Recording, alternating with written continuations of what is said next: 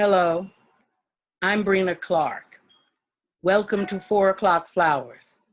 This podcast is produced for the Hobart Book Village Festival of Women Writers, an annual 3-day celebration held in the town of Hobart, New York, the book village of the Catskills. This poem is entitled Dendrology, and dendrology means the study of trees. The summer of '77, I learned the Spanish phrase, pelo malo, when my aunt announced I'd never be loved by a white man, con ese pelo malo. I loved my hair, the way it frizzed around the edges of my face and stood there like a woman waiting to be asked to dance a slow bolero, a jumping rumba. I was 3 years old, didn't know much of love then. The orange tree that stood in my aunt's yard became my first lover. I would wrestle with its tender branches, hoist my small frame around its tubby brown trunk, thick as a liana or a man's waist. I wonder now if every lover in my bed in some ways is a representation of that orange tree and those words I heard in that Miami heat about the way love can be so damn fickle that the texture of my hair would wilt a pink-crotched man, make him recoil from my locks. Today, I still do have a fondness for trees, all of them, with their deep roots and their heartwood, the alamedas holding rows of them singing, shading my unruly hair, reminding me that once I was told there would never be an arboretum in my future, that I'd never have the gift of choices. Bonsai, white birch, redwood. Welcome, Yesenia Montilla. Thank you. That is a beautiful, beautiful poem. And I'm so pleased that you're joining me for a chat today. And we are so pleased that you'll be a participating author at Hobart Book Village Festival of Women Writers 2016. I'm honored to be a part of it. Thank you so much, Breena. It's good to be talking to you. It's our pleasure.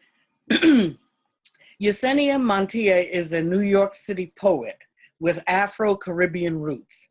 She is a 2014 Canto Mundo Fellow. Her poetry has appeared in the chapbook For the Crowns of Your Head, as well as the literary journals 5 a.m., Adana, Wide Shore, and others. Her first collection of poetry, The Pink Box, was published by Willow Books in fall 2015. Yesenia, now let's talk about The Pink Box. Okay. Firstly, I'd like to say that I think it has a beautiful and absolutely compelling cover. And of course, there are just beautiful and compelling poems within. Thank you. Tell us a bit more about this work. So during my MFA and even before that, I was thinking a lot about my place in the world as an Afro-Latina, and what that meant, really, really what it meant to sort of be responsible for a whole culture and the expectations that come along with it, specifically around like sexuality and children. So most of my poems deal with that. I wanted to create a collection that did talk about me as a child and me in my favorite setting, which is New York City, and sort of introduced me to the poetry world. But I also wanted to create a collection that talked about really important issues that I grapple with, and I know I'm not the only woman that's grappling with it. Like, what happens when you say, I don't want children? What happens when you date outside of your race in an environment in which your family seems to hate themselves just because of years and years and years of colonialism and racism. So I wanted to tackle all those subjects, and I know it's so much, but I didn't want to hold back. I wanted to make sure that I like showed the world like who I am, where I come from, and what I believe in. Right. Now, I know that you self-identify as Afro-Latina or Afro-Caribbean. Will you speak about your views on this important self-identification and the influence on your work? Yeah, my dad is from the Dominican Republic and my mom is from Cuba. They both emigrated here when they were in their early teens, probably preteen. And so there's a lot of race involved in their growing up. My mom is a white passing Latina, and my dad is a Black man.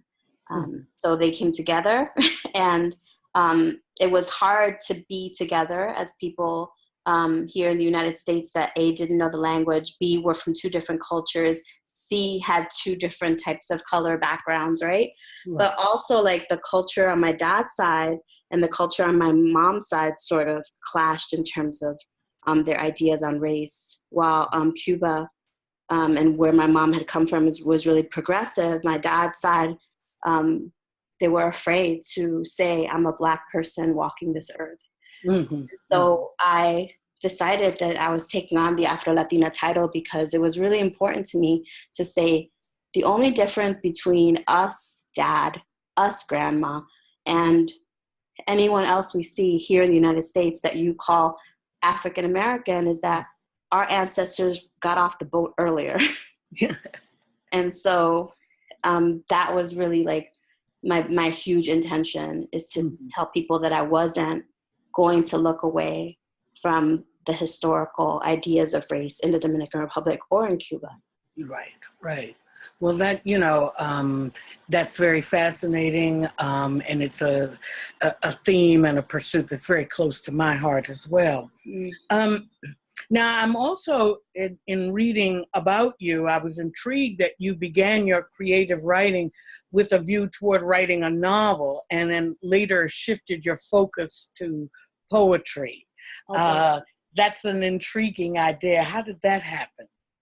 Well, I mean, I used to like cut school. I used to cut class in high school and go read the books that I wanted to read or where I found myself. And those were like Julia Alvarez, Julia Alvarez and Allende, those books were like really dear to me. Toni Morrison, really dear to me. And a lot of those books were not being taught in school when I was going to school, when I was growing up. Now they are, but they weren't before.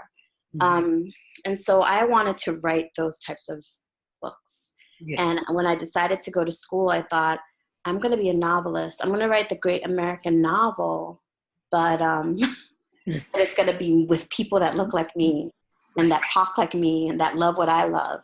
But unfortunately, I was working full time and I couldn't get into a novel writing class because they would get filled up so quickly. Yes. So instead, one semester, I decided to take a poetry class, and I took the class with Tina Chang, the Brooklyn Poet Laureate right now. And she blew my brain wide open because I didn't realize with poetry that you could do so much in so little space. And that was like the puzzle for me. So I fell in love with that process and I never looked back. Yes. I was reading a poem of yours, and it sounds like a small novel, and I was really affected, and that was the poem, The Day I Realized We Were Black. It's a beautiful poem that builds with suspense, and it's very lovely.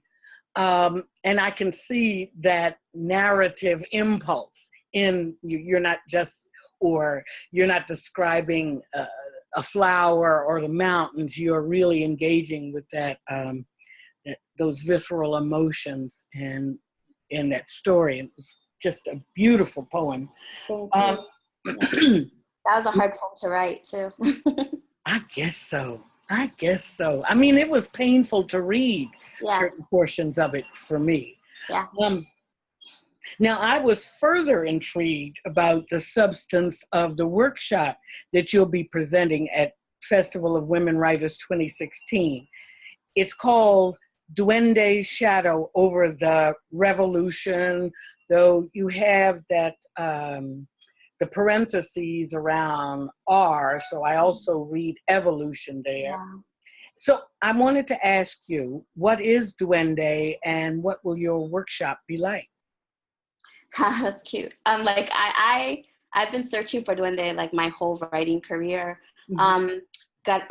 Federico Garcia Lorca, Spanish poet, Mm-hmm. wrote back in like the 1920s a theory and play of duende in which he described this entity that takes over the artist and allows them to create the type of art that really is felt deeply, deeply by the audience. And he particularly talked about flamenco singers as having this, or as spoken word poets, having this sort of tap into the duende.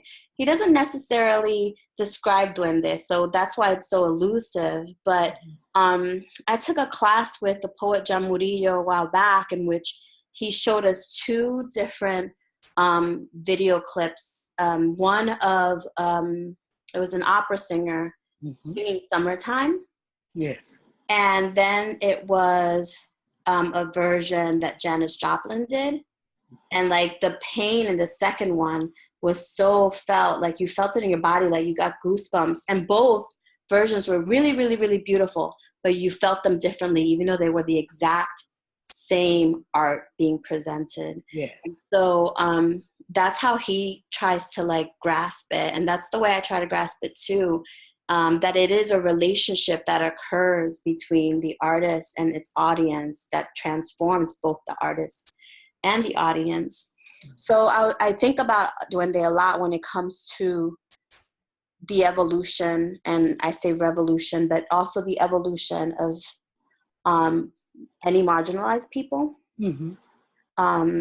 And thinking about like our ancestral traumas and such. Yeah. So the workshop that I'm giving for Hobart is going to be a generative workshop. So I'm hoping people come ready to write a lot because I have a lot of prompts for them. And a lot of handouts too, a lot of homework to take with them. Yeah, good. But it's definitely going to be looking at the ways in which through our own revolutions, right? The things that we battle every single day, and our revolutions in terms of what our parents and our grandparents battled, and seeing how that evolves, but being able to present it in a way that has some type of duende, that creates a connection between the artist in that room and who their audience will be once they leave the room. Right. Well, that's fascinating, and I hope I have the opportunity to sit in and listen to your workshop because I can see a lot of ways that it would relate even to my own work. Well, many thanks, Yesenia. Thank you, Breena. For joining me. Lovely. And I appreciate your generosity in sitting down for a little chat. And I'm looking forward to your workshop and to your reading as well. You'll, of course, be reading from the Pink Box at the festival. Yeah. So for more information about the festival, go to HobartFestivalOfWomenWriters.com, listeners, and you can also look for us on Facebook. Thanks for lingering.